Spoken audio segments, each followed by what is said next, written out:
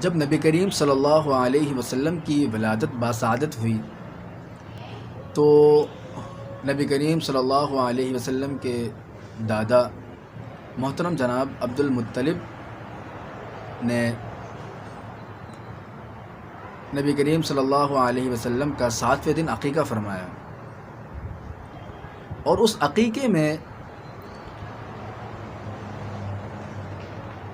آپ کے دادا نے آپ کا نام محمد رکھا۔ اس دعوت میں، اس عقیقے کی دعوت میں قریش شریک تھے، سب کی دعوت تھی، سب شریک تھے۔ تو جب آپ کے دادا نے آپ کا نام محمد رکھا تو قریش نے آپ کے دادا سے سوال کیا، اپنے بچے کا ایسا نام رکھا ہے جو نام کبھی بھی آپ کے نہ آبا و اجداد نے رکھا، نہ کبھی آپ کے قوم یا قبیلے نے رکھا، تو آپ نے ایسا نام کیوں رکھا؟ تو آپ صلی اللہ علیہ وسلم کے دادا عبد المطلب نے فرمایا کہ میں چاہتا ہوں کہ آسمان میں اللہ اور زمین میں مخلوق اس بچے کی حمد و ثنا کرے۔ عبد المطلب نے بھی یوں ہی اپنی طرف سے یہ نام نہیں رکھا تھا نبی کریم صلی اللہ علیہ وسلم کا، بلکہ اس کی وجہ ہے۔ وہ وجہ یہ ہے کہ عبد المطلب نے ایک خواب دیکھا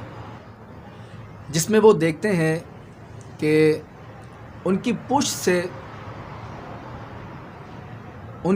سے ایک زنجیر نکلتی ہے جس کا ایک سرا آسمان کی طرف، دوسرا زمین کی طرف، اور ایک سرا مشرق کی طرف اور ایک مغرب کی طرف جاتا ہے،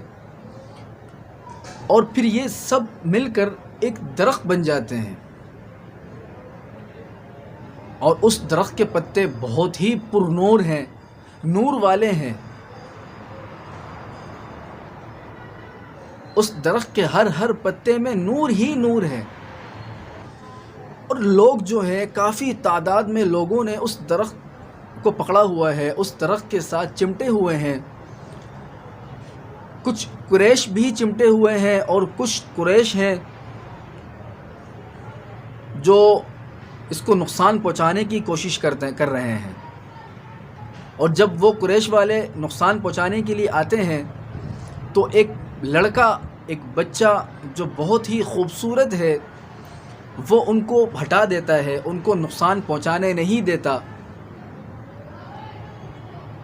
یاد رکھیے گا یہ خواب دیکھ رہے ہیں۔ تو معبرین نے عبد المطلب کو یہ تعبیر بتائی کہ آپ کی نسل میں ایک ایسا لڑکا آئے گا کہ مشرق و مغرب والے اس کی اتباع کریں گے اور زمین و آسمان والے اس کی حمد و ثنا کریں گے۔ یہی وجہ ہے، یہی خواب ہے جس کی وجہ سے نبی کریم صلی اللہ علیہ وسلم کے دادا عبد المطلب نے آپ کا نام محمد رکھا۔ صرف یہی نہیں، اسی طرح آپ صلی اللہ علیہ وسلم کی والدہ ماجدہ کو بھی رؤیا صالحہ کے ذریعے یہ بتا دیا گیا تھا کہ آپ اب خیر الامم کے ساتھ حاملہ ہیں، آپ اس بچے کا نام محمد یا احمد رکھیے گا۔ الغرض اس طرح کی نشانی وغیرہ کو دیکھنے کے بعد آپ صلی اللہ علیہ وسلم کا نام محمد رکھا گیا، احمد بھی رکھا گیا، اور اللہ رب العزت نے بھی